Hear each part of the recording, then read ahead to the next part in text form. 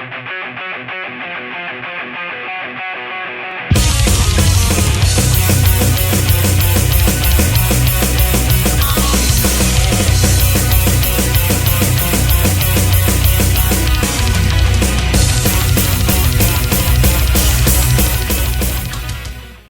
hello. Welcome to the Metal Galaxy, where we bring reviews, interviews, live coverage into your living room. And here we are on Masters of Rock with the pioneers of symphonic metal, Xandria, Marco Hauben, the founder of the band. So, Marco, can you tell us more about Xandria and the symphonic metal genre? Well, yeah. All right. So I'm going to write a whole Wikipedia article now, right? Just to recap. A recap. Well, I mean, it's a mixture of film score elements and metal and everything else that we love to put in a song. It's about creating soundscapes, like to play with all the different elements that also make a film score so imaginative, you know, like you can enter a different kind of world with it, or you can just focus the view on certain things in this very reality with that. Interesting. And you mentioned film scores. So film scores, any favorite ones you have? This is one of the biggest influences. Yeah, I mean the Gladiator soundtrack is really great. I also like the Lord of the Rings soundtrack, or Crimson Tide is also a really nice soundtrack. There's a lot. Of course, Hans Zimmer is always I wanted to mention the name when you talk about Christopher Nolan. He makes the best movies, one of the best. Yeah, of course. Yeah. Hans Zimmer is making a lot of his movies. That is true. Yeah. And it's always a little bit different. Like sometimes it's even surprising. Like back then in the Da Vinci Code. No, it's a different name, I think, in English. That was a little bit of a different style. It shows how diverse Hans Zimmer can be, and this is also something that I really love about symphonic metal. It's not a genre, actually. You know, it's just a description of two elements put together, like symphonic elements and metal. But it's not a genre, really. It's more the name or a way to arrange songs.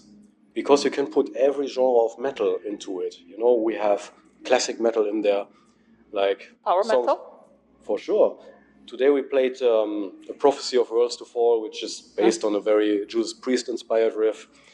Then in the first song that we played, there's a riff that is a little bit more, you know, like old school death metal, because I have all those influences in metal, and I put them together, and I use them as elements in a new kind of film score. Interesting way to make music. It's the first time we hear about using film scores as an element of inspiration. And talking about film scores, when we look at Xandria, any film-related elements we can find in the videos there? In the videos that we made? Yeah, of course. I mean, of course we don't have the budget that Hollywood movies have, but we were really trying our best for the videos of the current album to make it. I think Trying to Wonders has a bit of a script. Wonder Still Awaiting. Yeah, this one, it was very interesting because it's completely based on CGI. Like we are on a faraway planet. You know, it looks very science fiction. Yeah. And as I'm a big fan of science fiction and science fiction movies, and I just love the visuals of it, this was a really great experience to shoot a music video like that. It was really nice. About science fiction, your favorite movie? Oh, that might be a bit surprising because there's a few like from the 70s, like Logan's Run, this kind of stuff. Or, before my time. Yeah, or in the 80s there's one from New Zealand, Quiet Earth. I think it's not, you know, like the big blockbuster science fiction movies that most people know, but these are the ones that have had a big influence on me when I was younger. And it still lasts. They still move me a lot when I watch them. So Xandria didn't yet. So Xandria is heavily inspired by film scores, by sci-fi, and any sci-fi topic that you explore in your music, or not yet in the concept and core itself. Yeah, the lyrics are.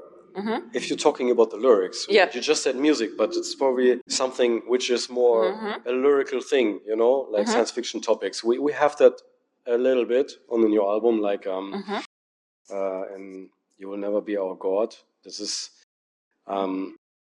it creates the picture of a near future society. Like actually, an even better example on the same album is The Maiden and the Child, and it's completely based on The Handmaid's Tale on the series, and the struggle that the main character is going through in this series, and with everything that's going on right now in the world, we need to be really careful to not end up in a society like this nowadays. With control and everything. Thank you for sharing your view, Mark, and giving another story to the song and new album. And I'm wondering about You Will Never Be Your God. You collaborated with Ralf, which is actually a friend of ours as well. As, nice. Yeah, we interviewed him, and we never interviewed him on your collaboration with Xandria.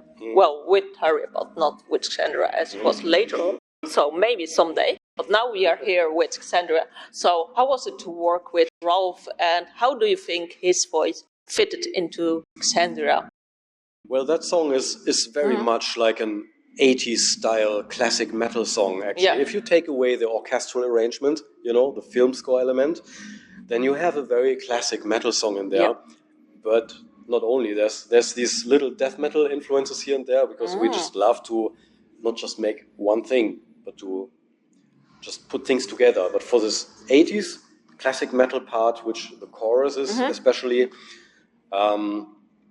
we just had it in our mind that it would be great to have a voice like that, you know? Yeah, his like voice is very old school. And he's perfect for that.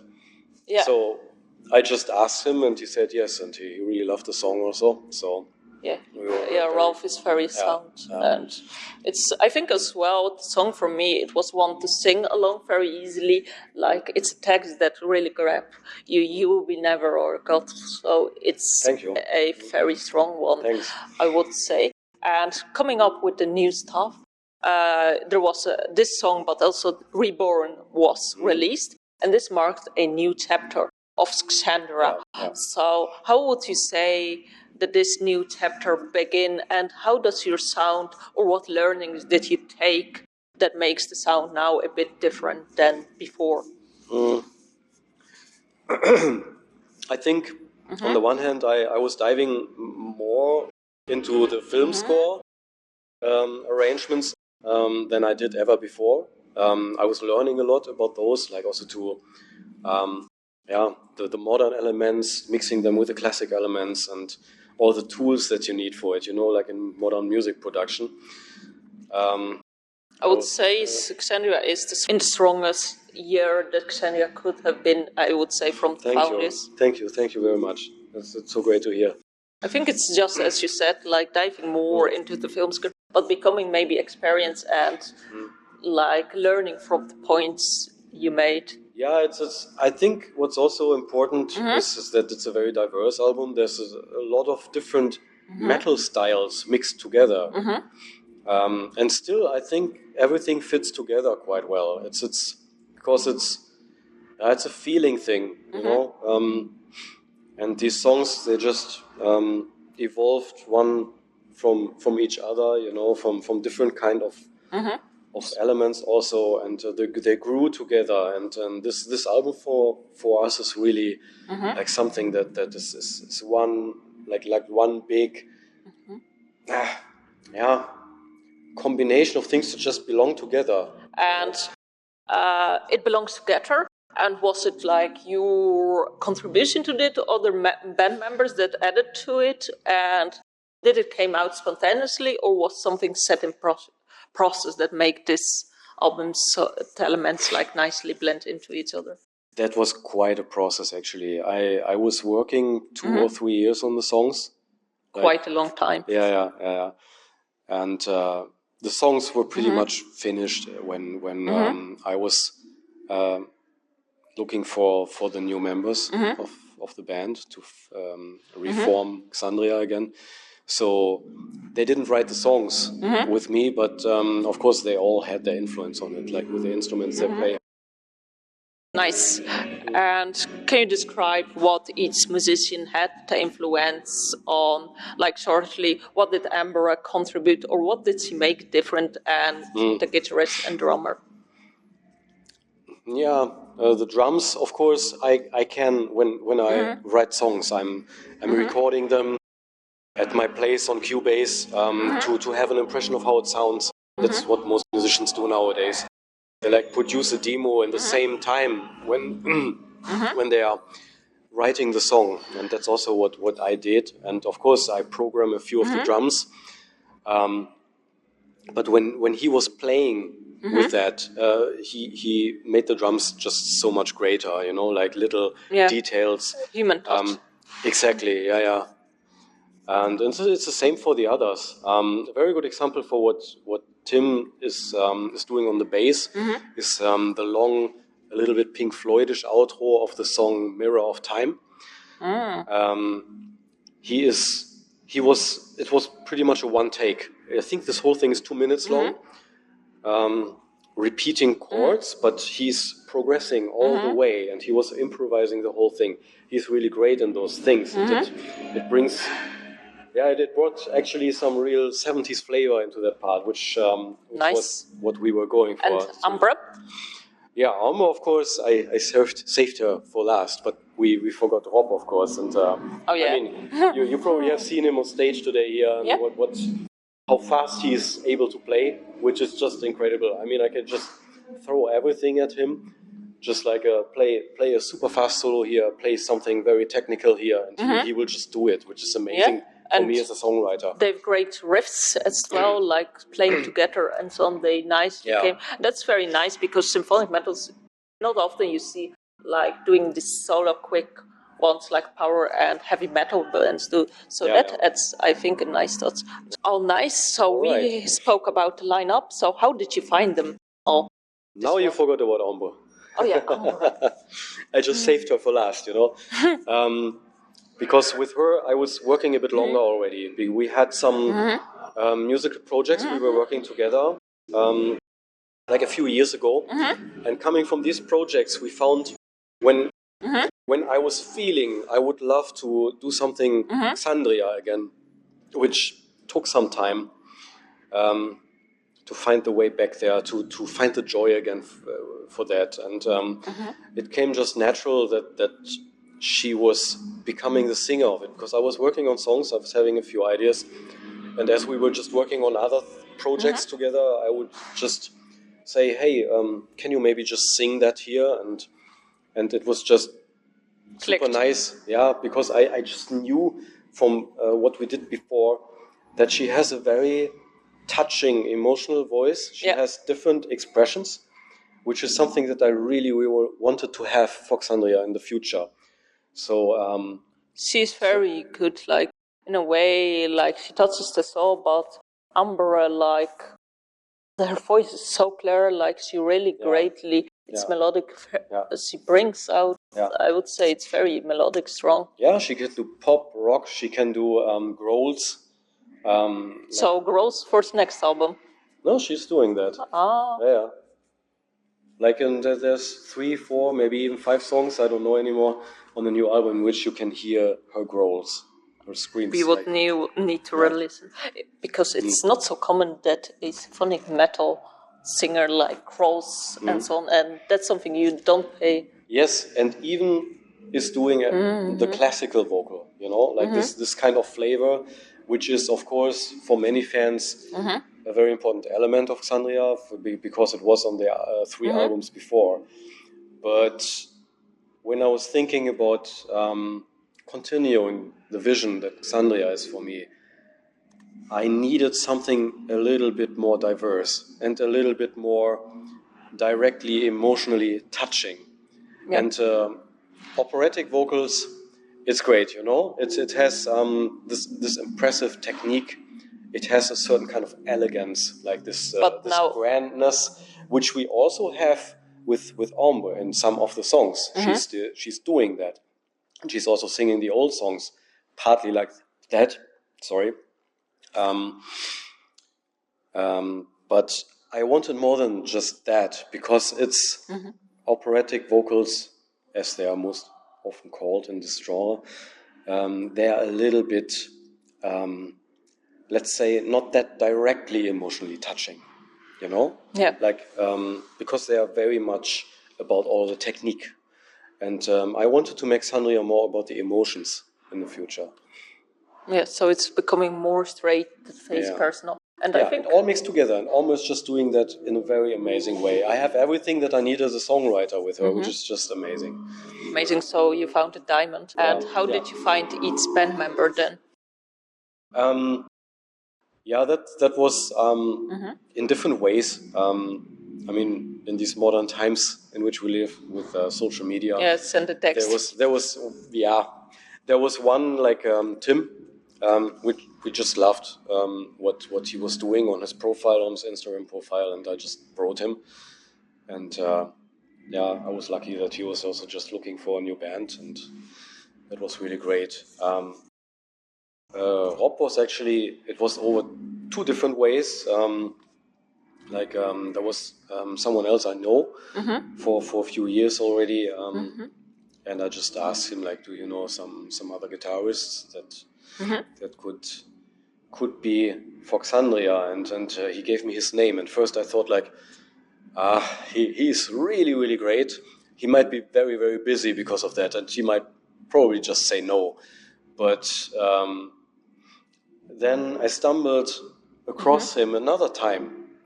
And when I just thought then, okay, this must be fate, I'll just ask him now. And then Rob was all like, okay, that's I join. I really like the idea. So that was also a little bit of luck.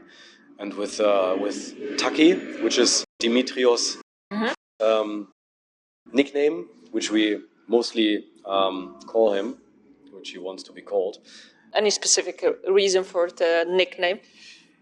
I think there is, but you need to ask him yourself, I think. Nice, so maybe a follow-up interview. Yeah.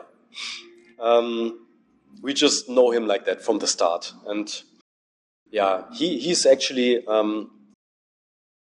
he was a suggestion by our new management. Nice. And so I also just called him, and we just got along very well together, like immediately. It was the same for everyone. We all had, you know, it was during COVID time, it was during lockdown time, and sometimes when you find someone, you just know. Yeah, but to know that, because it was lockdown time, we had video calls, you know, like everyone else in that time. Nice. And we were just talking for hours, everyone with each other, and it was a really good experience. We just knew then that it would be working well together. And then when lockdown was over and we could all meet, we were just sitting together the whole evening and talking. And after 1 or 2 hours, we already felt like, okay, did we already do a tour together? It almost feels like it, you know, like amazing. It was already really clicking, like you just said. It was really great. And you mentioned you worked with Ambre before. Yeah. So where did you work with Ambre? How did your collab started with Ambre? It was on different musical projects. Like one was an American band, but it's not that known, but it's really nice, called Horns Asleep. And we were recording a few things, and we were recording a few songs together then, because we thought we'd just try that. And but this one just never got really somewhere, because at some point we just saw like, okay, let's do Xandria together. Because, you know, like I just said, I was just finding the joy in that. We were even taking a few of the ideas we had for something else. And we put it together, and then I was starting to really write new songs. And this is how the fantastic lineup came to be. Before we talk about what keep you pursuing Xandria and being reborn, let's do something random. So, Marco, what is for you the perfect day? Yeah, it's these kind of questions. Yeah? There's not just one, of course, you know. Nothing. Sometimes it's you just stay at home, stay on the sofa, watch great movies, read a good book.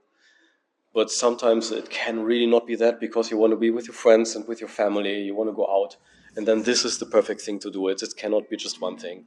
Yeah. You just like diversity in your life. Yeah, definitely. So everything of bit is your perfect day, basically. So back to Xandria. Xandria, the lineup has many changes throughout the years since 1980, 1990. Late 90s. Yeah, late 90s. Yeah. So how did you have the motivations to keep like Xandria, the fire burning of Xandria, and how did you motivation to find another singer? How did you motivate yourself? It wasn't always easy, but I know this is just what's in me, and it will never really leave me. I can maybe be exhausted from things that happen and that just take all the energy from you, but it just needs to come back, and then also this vision comes back, and I need to do something with it. Yeah, so it's like a natural born thing to perform, to make music. Yeah, I think once you discover that for yourself and you have that dream, I think it never really dies. Amazing. And I would say that makes Xandria as well great, because it's about learning from your mistakes, experiencing, and just going through and making the music. And about today's performance, so you performed at Masters of Rock, and you have performed last year of the summer edition. So how was it to be back in Czech and to play at Masters of Rock again, but then in the winter version? Yeah, it's a funny experience to be on the summer and on the winter edition in the same year, but the Czech people must love you. Yeah, and we love the Czech people too. So it was always great in the past, either doing festivals like the Metal Fest and the Masters of Rock, of course.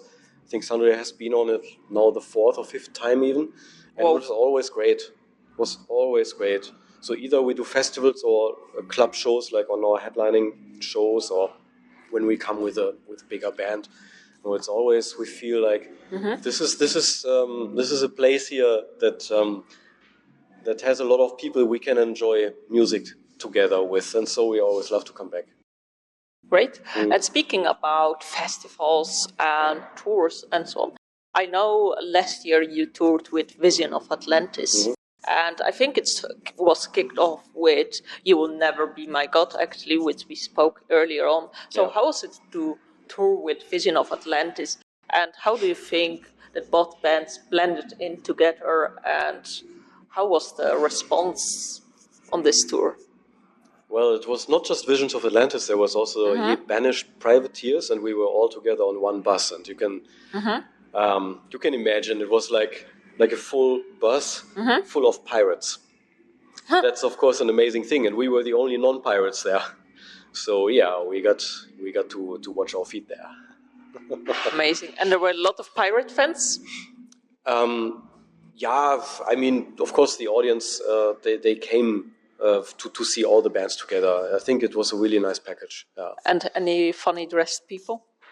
Funny things, yeah, there were a lot of funny things happening on that tour. Like Ye Banished Privateers, like building their own